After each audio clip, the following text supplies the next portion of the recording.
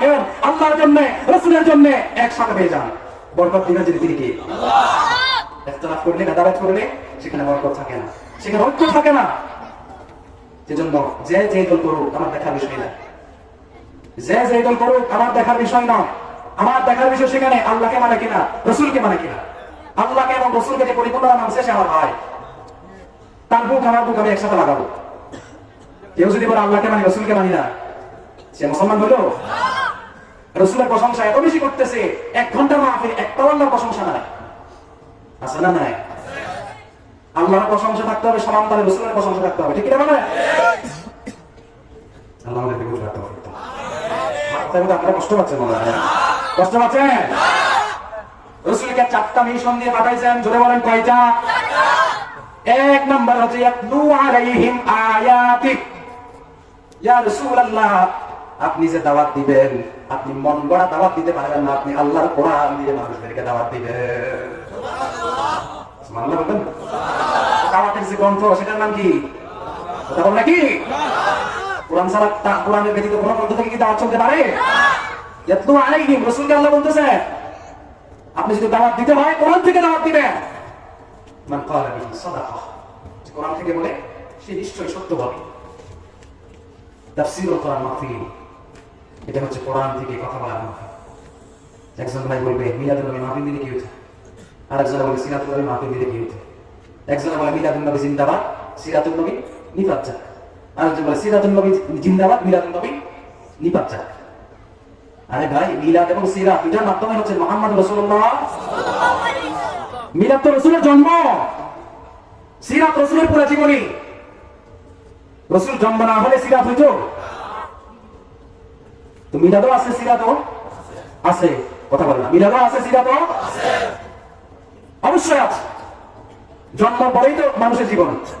আপনি জন্ম না করে এখানে আসতে পারতেন না এতটুকুর মধ্যে? কে অবিশ্বাস করে? এজন্য মাহফিলের ব্যানারে মিলাদুন নবী লিখতে হবে, সিরাতুন নবী লেখাই যাবে না। অনেক করেছেন সিরাতুন নবীর মাহফিল, লোহাগাড়াতে করতে গিয়েছি, 144 দ্বারা জারি করা হচ্ছে। একটা উদ্দেশ্য, মিলাদুন নবীর মাহফিল কেন লেখা নেয়? আর মিলাদুন নবীর মাহফিল করতে বন্ধ করতো না, বন্ধ করে দিতে সিরাতুন নবীর মাহফিল। কারণ কি জানেন?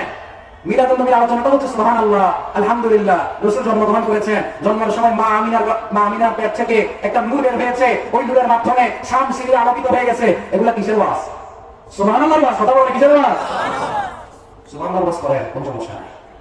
কিন্তু যখন বলবেন রাসূলুল্লাহর সিরাতের ভিতরে যখন যাবেন, উহুদের ময়দানে, বদরের ময়দানে, খন্দকের ময়দানে রাসূল নিজের তাজা রক্ত বিলিয়ে দিয়েছেন, রাসূল নিজের দান্দান মোবারক শহীদ করেছেন, রাসূল নিজের মাথা খুলি ভেঙে ফেলেছে। কাফেররা এই সমস্ত কথা যখন বলবেন আর ভালো লাগে না। ঠিক আছে, রাস্তা পেয়ে গেছে। যারা মুসলমান হতে চান মিলাদও মানবেন, সিরাতও। রাসূলের বিপ্লবী জীবন আপনার ভালো লাগে না, ওই যে যেটাতে সুবহানাল্লাহ আলহামদুলিল্লাহ আছে ওইটাই শুধু আপনার ভালো লাগে। রাসূলের মাদানী জীবনের ইতিহাস আপনি বলেন, আপনি মসজিদের খতিব, আপনার চাকরি চলে যাবে। এখন যদি একটু ব্যতিক্রম হয়েছে, আমার যে অবশ্যই ধারাবাহিক রাসূলের জীবনের উপর আলোচনা করেছে, একটা কথা লুকাই নাই। রাসূল কারাবরণ করেছেন, এটা রাসূলের সিরাত। রাসূল দাম ভেঙেছেন, এটা রাসূলের সিরাত। দ্বীনের দাওয়াত দিতে গিয়ে রাসূল তায়েফের ময়দানে রক্তাক্ত হয়েছেন, এটা রাসূলের সিরাত। দ্বীনের দাওয়াত দিতে গিয়ে রাসূল সাল্লাল্লাহু আলাইহি ওয়াসাল্লাম মদিনা থেকে আবু বকরকে সাথে নিয়ে, মক্কা থেকে আবু বকরকে সাথে নিয়ে মদিনায় হিজরত করেছেন, এটাও রাসূলের সিরাত। ঠিক কিনা বলেন? আপনি শুধু রাসূলের মিলাদেই আলোচনা করলেন, সিরাত আলোচনা করলেন না। এখন আপনি বললেন এটা আমার ভালো লাগে না। সুবহানাল্লাহ আলহামদুলিল্লাহ আপনাকে কি ভালো লাগে? অতএব সুবহানাল্লাহ আলহামদুলিল্লাহ ওয়াজও চলবে, রাসূলের বিপ্লবী আলোচনাও চলবে ইনশাআল্লাহ।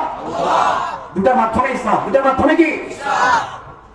জিহাদের মাধ্যমে। জিহাদ কে কে স্বীকার করে হাত তোলেন?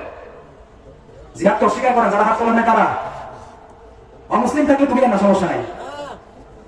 জিহাদ এটা কোরআনের একটা বিধান। জিহাদ এটা কিসের বিধান? কোরআনের বিধান। আপনি জিহাদ, আপনি নামাজ ফরজ এটা মানে জিহাদ ফরজ, আপনি এটা মানতে পারেন না, আপনি কোরআনের সাথে গাদ্দারি করেছেন। আপনাকে ঈমান আনতে হবে। নামাজ যেরকম ফরজ, আল্লাহর জমিন আল্লাহর দ্বীন বাস্তবায়ন করার জন্য জিহাদ ফরজ।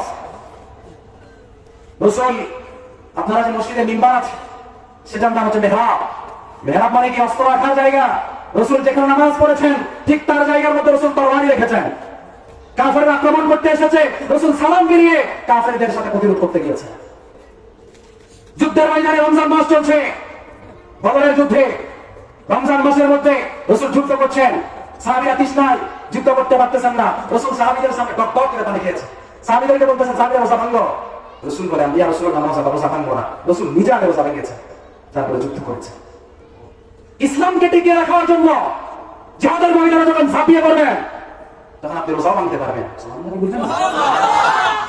ইসলাম এটা এখন ভালো লাগবে না, এটা কি বলে, এটা রাজনীতি, এটা কি রাজনীতি গ্রন্থ খোঁজে,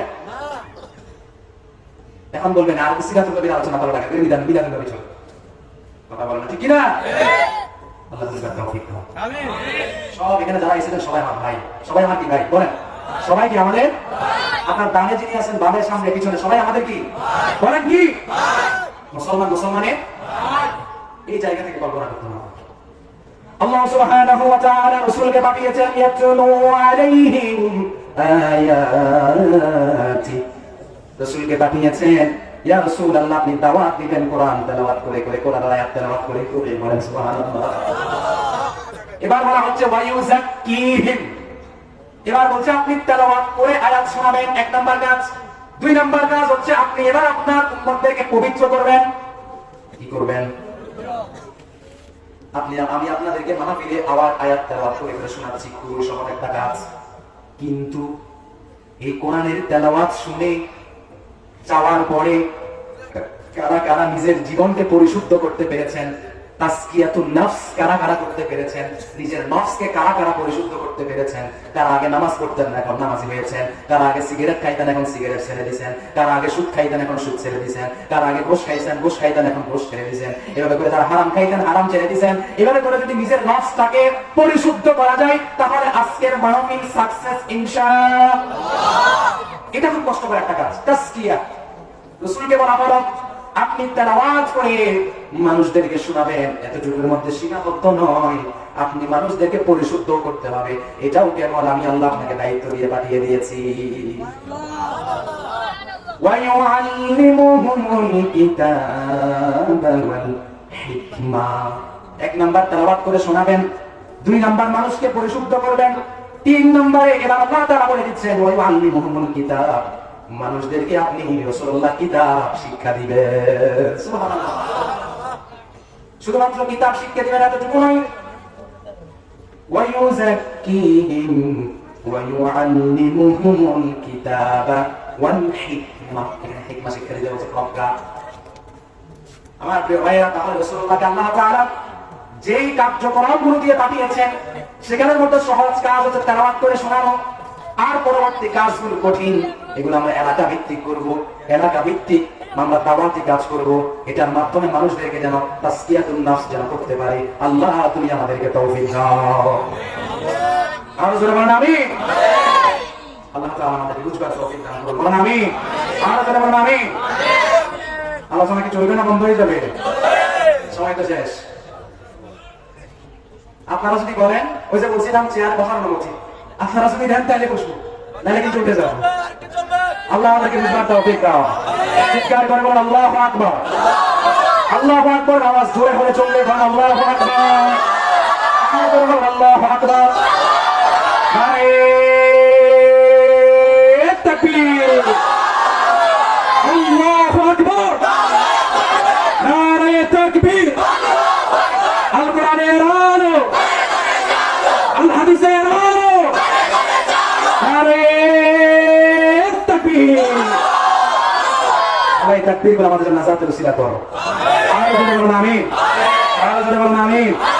সম্মানিত প্রিয় ভাইরা, সূরা জুমা থেকে আমরা আলোচনা শুরু করেছিলাম, দুটো আয়াত আমরা শেষ করতে পেরেছি। অনেক মুরব্বীরা আছেন, আপনারা উঠা হাঁটা চলা করতেছেন, এজন্য আজকের মতো আমরা এখানে শেষ করবো ইনশাআল্লাহ। ইনশাআল্লাহ বলেন ইনশাআল্লাহ। আবার আমাদের কোথাও না কোথায় অবশ্যই দেখা হবে, ঠিক কিনা? আমাদের ভালোবাসা কি স্বার্থের জন্য না কোরআনের জন্য? বলেন কিসের জন্য? আমরা কি কাউকে স্বার্থের জন্য ভালোবাসবো? কিসের জন্য ভালোবাসবো? তাহলে এই ভালোবাসা আমাদেরকে জান্নাতে নিয়ে যাবে। কিন্তু আমি যদি স্বার্থের জন্য ভালোবাসি, মান আহাব্বা লিল্লাহ ওয়া আবগাদা লিল্লাহ ওয়া আতা লিল্লাহ, আমাদের ভালোবাসা হবে কার জন্য? আমাদের ঘৃণা দেওয়া হবে কার জন্য? আমরা আল্লাহর জন্য ভালোবাসবো, আল্লাহর জন্য ঘৃণা করবো ইনশাআল্লাহ। আল্লাহ আমাদের ভালোবাসাগুলোকে কবুল করুন, আর বলেন আমিন। আমরা মহাব্বতে বলেন আমিন। আলাইহি তাওয়াক্কালতু ওয়া ইলাইহি উনীব। আসসালামু আলাইকুম ওয়া রাহমাতুল্লাহি ওয়া বারাকাতুহু।